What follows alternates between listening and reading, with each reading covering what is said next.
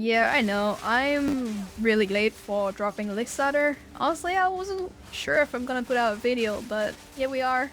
I will be Lake starting Lightning Spear Amazon, and it is because I want to use this to transition into the Spirit Walker Ascendancy, which I believe will probably be really strong, but not until you get to 4 Ascendancy points. This is a fresh character that I just leveled in SSF to test out the build and setup. I'm running kind of like a different setup, but very smooth as well. It's not like a one-button Lightning Spear. There is a Bear Form tech to generate Frenzy Charge, and with the Frenzy Charge we throw Stormlance to destroy rare, and also helps with bossing. But Lightning Spear alone without Frenzy Charge and high attack speed should be able to get you through maps relatively quickly. And this build utilizes Stormlance for single target damage. It has decent damage, good enough for T15 on the first day at least, before I transition into Spirit Walker once again. My goal is to have like a very safe Lick starter that I can use to farm some currency before I swap. So if you hate melee, or if you don't want to play Twister like everyone else, or if you tried and you didn't like it, feel free to give this a shot. There's not a lot of time and there are plenty of content to get through, so let me just quickly jump into the leveling and guide section. Now for the written guide, we went back and update the 0.2, which was a while ago. I go back and update all the acts, progressions, and everything. I have everything kind of like written out in very detailed. Gem setup is all new with progressions. So one of the problem with leveling with range spear when compared to, I guess, Twister is that it ramp up a little bit slower, which means that, yeah, you might need a bit of holding hand, which I do for the first 3 acts. And then Act 4 and Interlude, it gets a little bit easier because we are essentially running the same setup all the way later. When we swap into the Interlude, I also included all the notable lick mechanic drop here as well to help you with that. But I guess that is about it. It is not really a new build, so I'm not sure if there's too much to talk about. The only exception is that we are using a new tech all the way into the Interlude. We'll get Eternal Rage, and then we'll use Fear of the Mountain to generate some Frenzy Charge for Storm Lance, but that is about it. If you're interested in the build, feel free to follow the written guide, and I will continue the video to talk about all the levelings and details through the first few acts. Alright, so coming up next is the progression through Act 1, which I go into details. After Heal Locks, we are going to craft Contagion as our first skill gem, and that way you can kill some wolf relatively easy. Level 1 Contagions do great AoE, and you can AoE with your melee as well. We are going to craft Frostbomb from the camp, and then we are going to go into the tunnel, and we are going to kill the worm. We will farm to level 3 here as well. We are going into the tunnel and kill the worm. This is gonna be one of the hardest fights in the campaign because we don't have any skills. After this, we will get Explosive Spear at level 2 and Overabundant as well. It gets a lot easier from here. Then we're going to kill Bera and continue on. Your combo at this point is just throwing Explosive Spear with Frostbomb and Spear Throw. This is your second support gems, and we are crafting elemental armament with that. There's only a few weapon breakpoint in the game that is important, and the very first one is a level 5 spear in the red rail. We are going to click on all of the refined arm to try and find level 5 spear, which is gonna help with the fight against the boss here. And we are going to get a level 3 skill gems for Lightning Spear, which we can equip at level 6. And then we are going to kill the Druid, get our 3rd support gems for rapid attack in Lightning Spear to make it a lot smoother to play. And then you also check your luck with the sarcophagus here to see if you get an iron ring. If you get it, Lick Start is gonna be smooth. And then we're getting Lightning Attunement from the crypts in the Queen area. And then after that, we just kill the Queen, then the King, kill Lacklands for a level 3 pounds, which will pick up a talisman to use it. The reason why I try to be pretty specific because you want to hit this breakpoint so you don't feel weak at all. For example, you will get a level 4 skill gems if you complete the ritual in this area, and you get a support gem level 1 from Druid Circle, and Crop Circle you also get another level 4 skill gems, and at this point you want to look for a level 10 weapon upgrade which will serve you until the end of Act 1. It is very important that you do not use any crafting currency for any weapon in Act 1 because we will need it for Act 2 level 16 weapon. To wrap it up, we're getting Herald of Thunder with concentrated area from the support gems. I try to only include all the support gems that you can pick up from guaranteed locations in this act, because sometimes people just put a bunch of support gems and you kind of lose the priority. Anyway, we're getting another one from Executioner, and then we picked up our level 5 skill gems from Latest after we finished the Executioner questline. And then we are crafting Stonelands, and you get another support gems for it from the Gallo. Depending on how you approach the boss in Act 1, it can be easy or hard, but our combo is relatively simple. We are using 1 Stormlands into 2 Explosive Spear, and then you can also parry the boss for Frenzy Charge to throw the Stormland as well. And then, yeah, it's just Stormlands, Explosive Spear twice, and then throw Lightning Spear and Rise and repeat. Also drop the Frost Bomb as well. And again, most of this boss ability can actually be parry. So if you can parry the boss, make sure you do that as well to get the Frenzy Charge. So you just parry, disengage like that, and then you should be able to kill the boss with ease. So you kind of know the drill by now for Act 2, just kindly follow the written guide on the support gems, gems that you will get.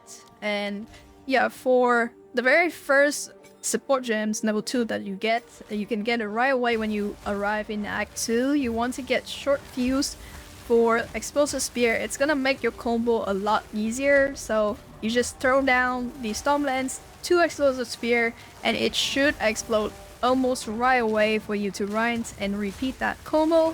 Level 16 is where you also want to go and find your weapon upgrades. You want to basically all in your level 16 weapons. Make sure you check the vendor on every level up to see if you find suitable weapons. For example, this one, where you have a good increased physical damage base, which you're just gonna use Regal Orb, and then you just slam Exalted Orb on it and hope you hit something useful. Yeah, use all the runes and all the stuff on it. We are a lightning based build, so you just need to use the weapons and you will get shocked by default, so always go for high physical damage weapon. Next we're getting Multi-Shot 2 from the Shrine of Bones in Master of Battling, and that is about 10% more damage. At level 22 you will get Dance with Death, and make sure you drop anything in your offense to benefits from a skill speed, which is extremely important for the spear based build. You also want to do your Ascendancy points. The first point is very strong for Amazon. You can probably skip the second Ascendancy point until much later, but the first point is very strong, so make sure you do it as soon as you can to get Predatory Instinct, give you tons of skill speed and damage as well. Once again, a quick reminder that you should always and often check the vendor. If you get something like you a tons of flat damage, it is really good for the campaign. Now, we also get another breakpoint at Explosive Spear level 8, where you get +1 to limits, and you get a guarantee level 8 skill gems from Toggle, the boss. At this point, your rotation will be the Stormlands, 3 Explosive Spear with Ferocious Brawl for Rage, and then Sniper Mark, mix them in. Just do whatever you want. Even if you don't use the other 2 skills, it should be fine as well. There's not much to prep before the Act 2 boss fight.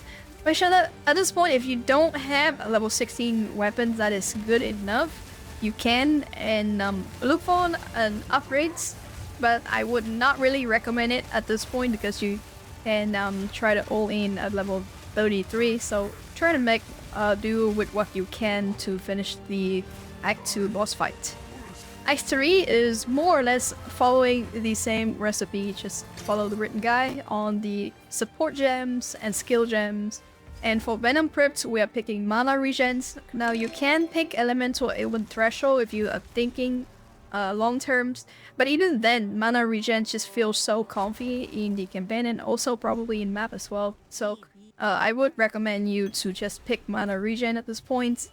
Once you get to level 33, you want to craft your level 33 spear. Now I would go again all in to this weapon as soon as you find a suitable base. So yeah, with physical damage, you just slam on Reorb and slam X a few times, and then use Artificial Orb and socket a rune on it.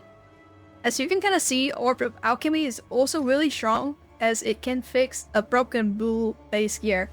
But yeah, there will be way to craft weapons during the lick mechanic as well, so in any way, shapes or form to try to get more power to your weapons. To be honest, for sphere-based build, the level 33 or like even level 40 weapons is really important because you will be using that all the way until the end of Act 4 into the Interlude. This is because we don't really have any good base from like level 40 to 50, and at level 51 we get Sea Glass base, which is really strong. But yeah, at this point you should kind of cruise through the campaign because we have tons of damage already. Again, spear do like small damage, but we attack very fast and we are very mobile, so it feels pretty fluid to play.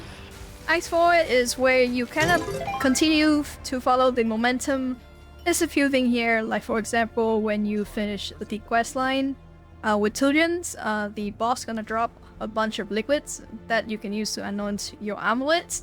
I would just pick up the check passives, what kind of passive you can actually anoint, and then if there's something that is useful that is highlight, you can just check the recipe and then anoint that. If your damage is really falling off, you can look for options to just kind of upgrade your weapons by level 45.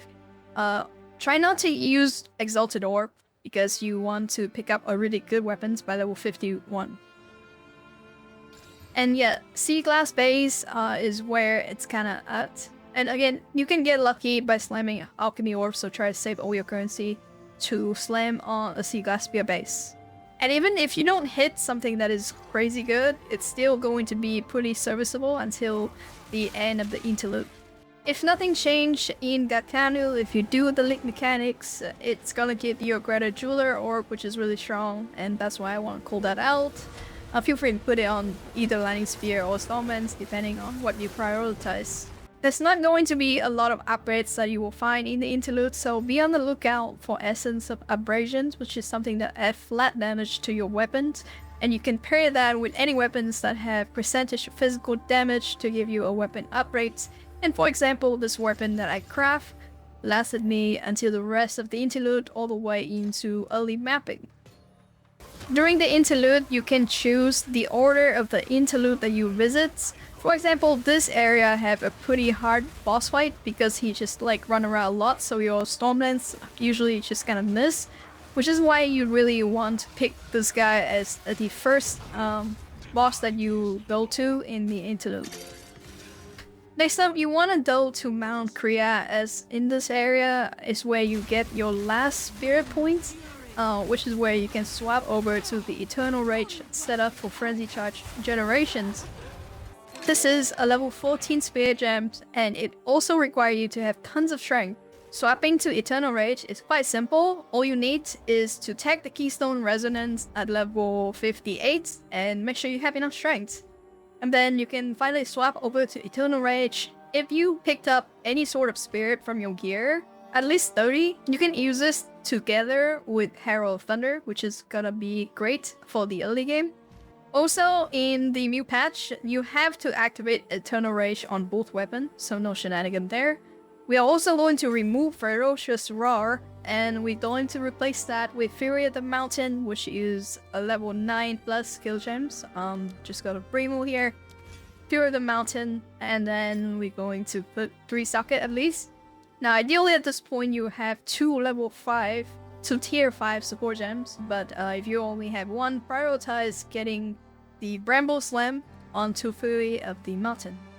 I'm not going to explain or go too much into the detail because Israel Nido has like a whole video explaining this tech and its last patch, And also, I don't think it get nerfed or buffed in any way, shapes, or form, so it should perform relatively the same. I just want to spend some time explaining how I actually use Eternal Rage, Frenzy Charge generation in this setup. It is not for Lightning Spear, even though Lightning Spear do benefits a lot from the Frenzy Charges. But yeah, as you can see, like, we attack very fast, so yeah, Lightning Spear is just gonna consume every Frenzy Charge in like 1 second. So what we actually do is Eternal Rage give us rage, that means we have damage, and then whenever we run into a rare monster, we just need to get at least 1 Frenzy Charge to throw out the Stormland, and then we'll continue on. At certain points when you have enough damage, that should take care of the rare pack, and that is how we use Frenzy Charge in this setup. And that is pretty much all I have for this video. Late start is gonna be pretty exciting. There is a lot of changes, so probably I'm not going down a traditional Lightning Spear build. I want to test out new weapons. I want to test out new kind of synergy between the spear skill. It looks very interesting, and mostly I want to test out the MTX for Lightning Spear, which is really good.